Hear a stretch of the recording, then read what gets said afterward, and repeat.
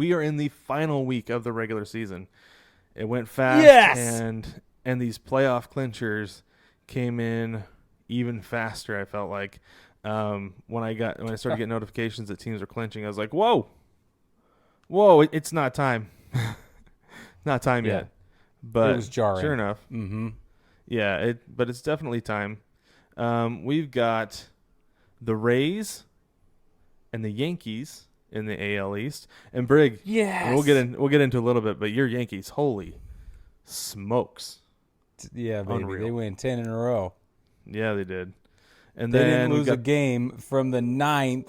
I know we're going to get into it, but from the 9th to the 19th, they didn't lose a single game.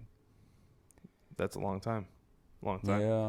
Yeah. But then you've got the White Sox and you've got the Twins who have clinched in the Central, in the AL Central.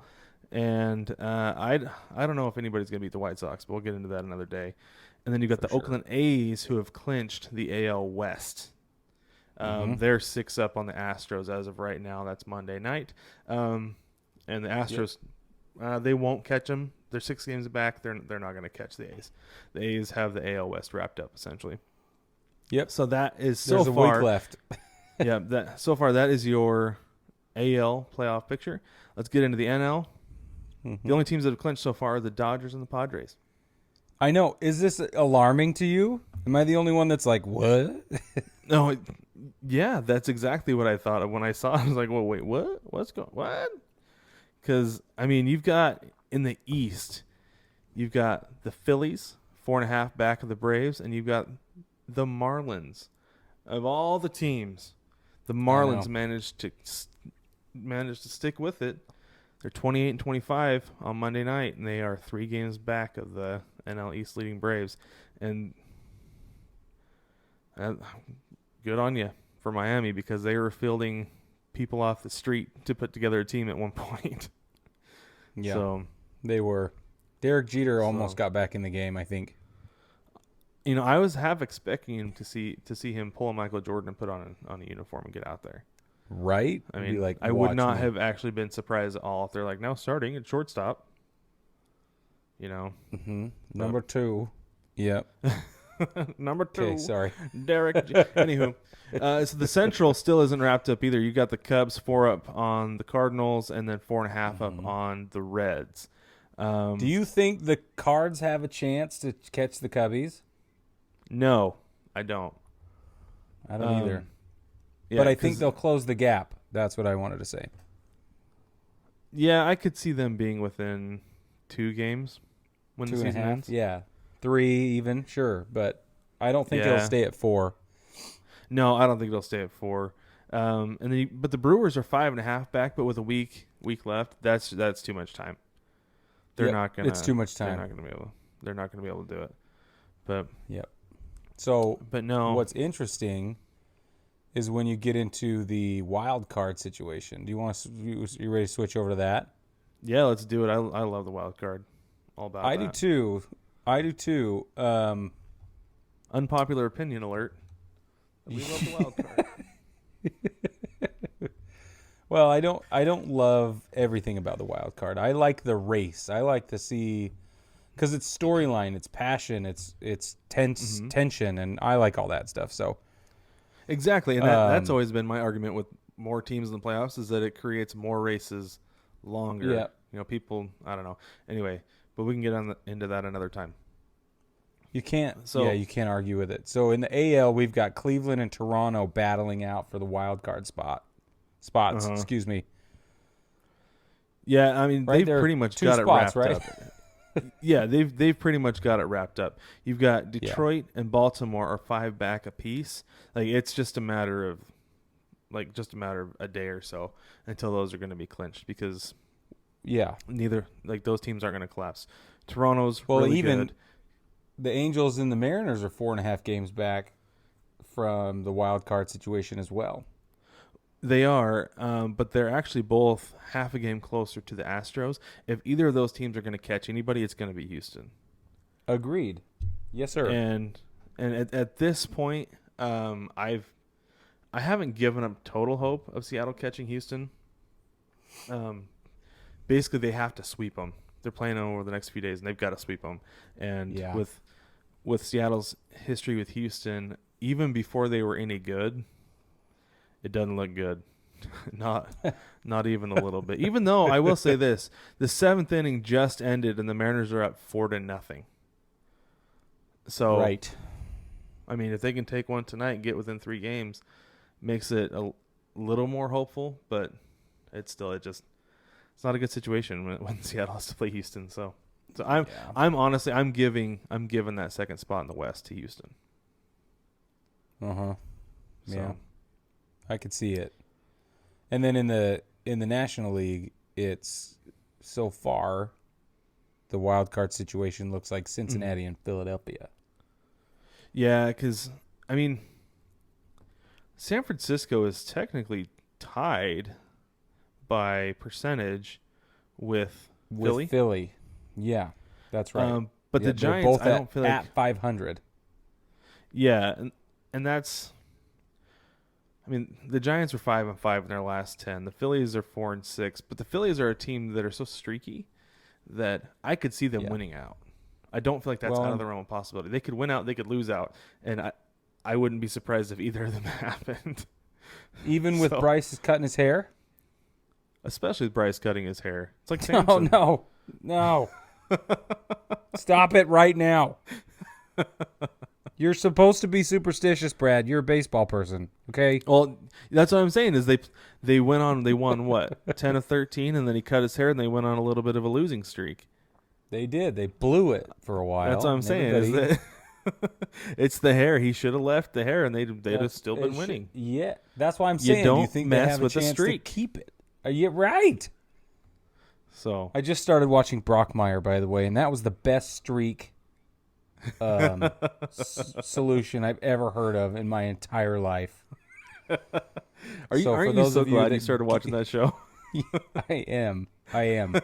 And it is, since this is a family-friendly show, I feel like I should put a disclaimer out there and say it is not a family-friendly experience, and no. I do not endorse it for everyone. However, if you have no aversion to crude humor and all of the inappropriate jokes, all of the inappropriate jokes, then it is wildly hilarious. I mean, it's beyond funny, but man, it takes a real tough character to watch Brockmire, I think.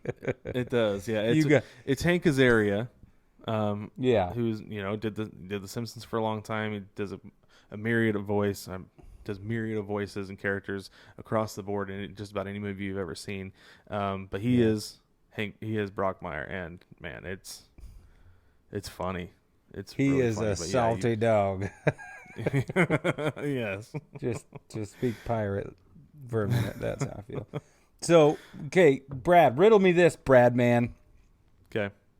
You like that? That was pretty good. Yeah, that was good. Okay, so let's just take Cleveland. Okay, Cleveland is 2 games up in the wild card. They've got a 2-game lead. Their win percentage is .556. Okay. Toronto, holding the number 2 slot right now, anyway, is the standings Monday night. They're at a .519 win percentage. Okay? Mm-hmm. Let's jump over to the National League wildcard race. Cincinnati has a .509 win percentage, and Philly has a .500 win percentage, tied with, like we said, with San Francisco. So, why, Brad, are the win percentages such a disparity between the American League and the National League every year? And here's a prime example. So Tampa Bay has the best win percentage right now in the American League at .655, and the best win percentage in the National League right now is .704 in LA. Mm-hmm. Yeah. There's always this disproportionate weight happening in between the National League and the American League. I don't get it, man. And I don't get it either. And I thought it was going to even out a little bit more this year. Just playing. So did I. Divisions, like geographic divisions. But I mean, the Dodgers are really just that much better than everybody else. They're not even going to lose 20 games probably. Right. And like, I don't know. And I mean, the Rays are good. I still think they could. I still think they have a real shot of making it to the World Series, but I don't think they could win it. Like I don't know that they could beat. I'm sure they could not beat the Dodgers. I don't know they could beat the Cubs because the Cubs are very good. Right. And so it's interesting when you examine the Cubs have a .593 win percentage right now, and their last 10, they're 7-3. And you take the Rays, just to keep them in the loop, 7-3 last 10, but they have a .655 win percentage, and you're saying that you don't think the Rays could beat the Cubs. I don't. And I think part of this is the bottom of the East divisions is so bad. Like the Red Sox were awful this year, just terrible. They're 20-34 right now, and coming in at a 370. Yeah, yeah, and then you've got the Nats 21-32 at 396. Like, yeah, they've been able to take advantage of bad teams and get wins off of them. You know, the Mets have not been good this year.